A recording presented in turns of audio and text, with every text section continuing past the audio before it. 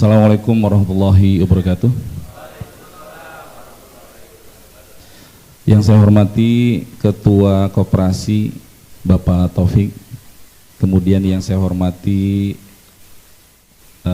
Bapak Haji Ade Ardiansah dari Dekopinda, kemudian berikutnya yang saya hormati Ibu Rita Hertati Bu. Salam kenal Bu ya. Kemudian yang saya hormati juga Bapak Denny ya dari pengawas, kemudian para tamu undangan yang punten tidak bisa saya sebutkan satu persatu, tapi tanpa mengurangi rasa hormat saya. Kemudian juga yang saya hormati para pengurus Koperasi Syariah PT Bristol Indonesia, kemudian kawan-kawan dari perwakilan anggota, kemudian juga rekan seperjuangan dari PUK 3 wilayah, ada dari Bekasi, ada Bung Taryono, ada Bang Heru ya, kemudian ada Ketua Hakyul, Bung Lutfi, kemudian ada sekretarisnya ya Bung Agus, dan ada pengawal saya Pak Herno dari keanggotaan ya, anggota koperasi. Padahal saya udah datang belakangan, masih aja diincer jadi sambutan. Ketua Lutfi senang banget kayaknya. Baik, nggak apa-apa. Puji syukur marilah sama-sama kita panjatkan kehadirat Allah Subhanahu wa taala yang senantiasa melimpah curahkan segala nikmatnya kepada kita semua, nikmat sehat, nikmat iman, nikmat Islam, sehingga kita bisa terus berkontribusi, memberikan terbaik untuk organisasi, untuk pekerja, dan tentu untuk keluarganya. Kemudian selawat teriring salam semoga selalu terlimpah curahkan kepada junjungan kita baginda Nabi besar Muhammad sallallahu alaihi wasallam beserta keluarganya, para sahabatnya, para tabi'in hingga kita semua sebagai umatnya yang pastinya mengharapkan syafaat dari beliau kelak di yaumil akhir nanti. Amin ya rabbal alamin. Baik, saya mau ngasih sambutan apa ya? Ini aja deh.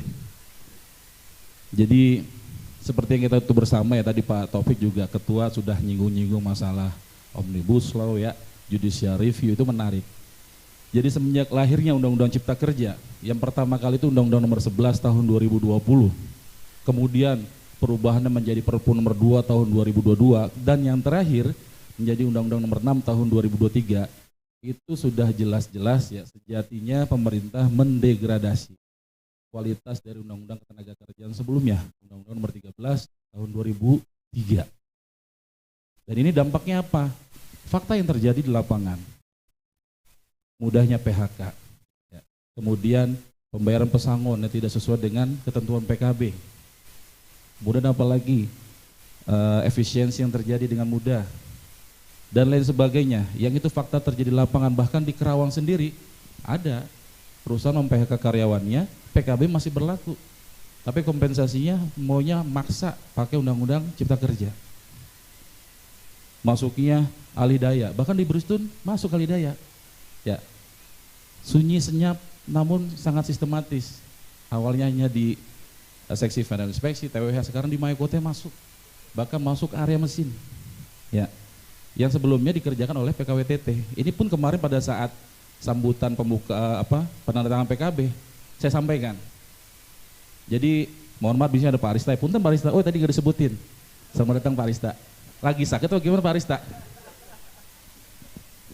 Ntar Pak Arista laporan ke Pak Yunus, Pak Jamal ngomongin perusahaan nih, nggak apa-apa, udah biasa. Kemarin pada saat sambutan penandatangan PKB saya sampaikan itu, ada Bu Dirjen nih, saya tembak ternyata saya malah ditembak balik ke Bu Dirjen. Nggak bisa Pak, saat ini kalau nggak ada alih daya Pak, repot perusahaan. Aduh udah jelas keberpihakan. Salah saya kan, kayaknya udah setting-settingan datangin tamu yang kira-kira pro sama perusahaan gitu kan ya. Nah ini ya meskipun ini kita masih bisa senyum dan sebagainya ya, tapi ini perlu dikhawatirkan dengan berkurangnya jumlah anggota kita. Di Bekasi apalagi udah banyak banget Bekasi berkurang ya.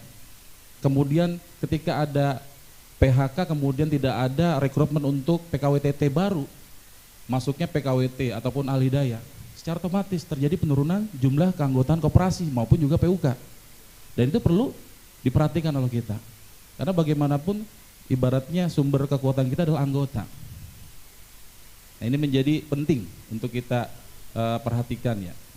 Nah saat ini kami nih dari PUK Bristol, baik Bekasi, Kerawang, atau pusat, konsisten ya menolak undang-undang cipta kerja dengan cara apa? Cara nyata. Kita sebagai pemohon ya, kita sebagai orang yang terjun langsung untuk menggugat undang-undang tersebut. Meskipun saat ini ya kalau kita amati setiap kita sidang di MK itu peminatnya sangat kecil. Karena ada 2 gugatan tuh yang kita sampaikan terkait ketenaga listrikan. Kita ngerasa nggak listrik mahal? Itu yang pertama, kita menggugat mengenai ketenaga listrikan. Yang kedua mengenai ketenaga kerjaan. Meskipun kemarin pada saat gugatan formilnya kita dikalahkan, ya karena ada inilah, ada gimmick, ada intrik dan sebagainya. Di MK itu kan lagi rame lah ya, lagi rame ada si paman kan gitu. Nah kemudian sekarang kita lagi menggugat mengenai materialnya terhadap isi. Ilok kalau bahasa Betawi mah ya kalah juga, abong lah. Tapi setidaknya kita itulah ibaratnya apa yang kita lakukan, wujud nyata kita berjuang totalitas. Di dalam kita berjuang ya dengan perundingan biparti dengan perusahaan, ya alhamdulillah ya Pak Rista ya. Meskipun kalau buat kita mah kenaikan 6,5% mah gak gede lah. Ya, meskipun sejarah pernah ada 6%, gak jelek-jelek amat lah pengurusan sekarang mah. Pernah ada 6%. Nah kemudian kalau kita lihat di luaran sana, mungkin jauh dari kita ya. Gak ada banyak yang nyampe ke 5%. Banyak PUK curhat tuh, PUK Saimas, Danlab dan sebagainya. Beli itu duluan berapa sih? Kita tuh 6,5%, buat mereka besar, tapi buat kita kadang nih, punten nih anggota kita kadang kurang bersyukur. Namanya negosiasi itu bukan hal yang mudah ya Pak Rista ya. Kita berunding dengan perusahaan, sekeren apapun data yang kita sampaikan, sevalid apapun data kita, kalau yang punya duit kagak mau ngasih gimana? Kan gitu. Karena kan salah satu modal kita anggota koperasi kan dari gaji ya, bener ya? Nah, jadi harapan seperti ini menjadi apa yang menjadi concern kita bersama terkait kondisi saat ini ya, pemerintahan yang memang secara umum tidak mendukung ke pekerja ataupun buruh, ya harapannya kita bisa sinergi. Nah terkait sinergi ya, saya udah lama sebenarnya waktu ketuanya Pak Saiful ngobrol-ngobrol, kapan nih kita ngadain training anggota ya terkait manajemen keuangan, belum kesampaian sampai sekarang. Siapa tahu nanti Pak Taufik ya, kita tukeran lah ataupun kita diskusi bareng ya. PUK sudah punya program kerja 2024, 6 agenda penguatan organisasi di dalamnya Kesra. Kalau link dengan koperasi bidang Kesra, yuk kita join nih program kerja dengan DKM juga, bagaimana anggota ini yang pertama yang mengenai pencegahan, prevention nih, bagaimana manajemen keuangan pekerja itu sehat. Bahkan kita insya Allah nih dalam waktu dekat kita mau ngadain ya podcast, menghadirkan narasumber yang memang dia expert di bidang manajemen keuangan. Nanti temanya kurang lebih pengaturan keuangan sehat bagi pekerja. Dan narasumbernya nanti kita mintakan ke perusahaan. Saya udah ngilik Pak Bayu, pernah ada kan webinar ya Pak Rista ya mengenai manajemen keuangan, biar narasumbernya gratis gitu ya. Pak Bayu sudah mengaminkan, tinggal nanti waktunya kapan.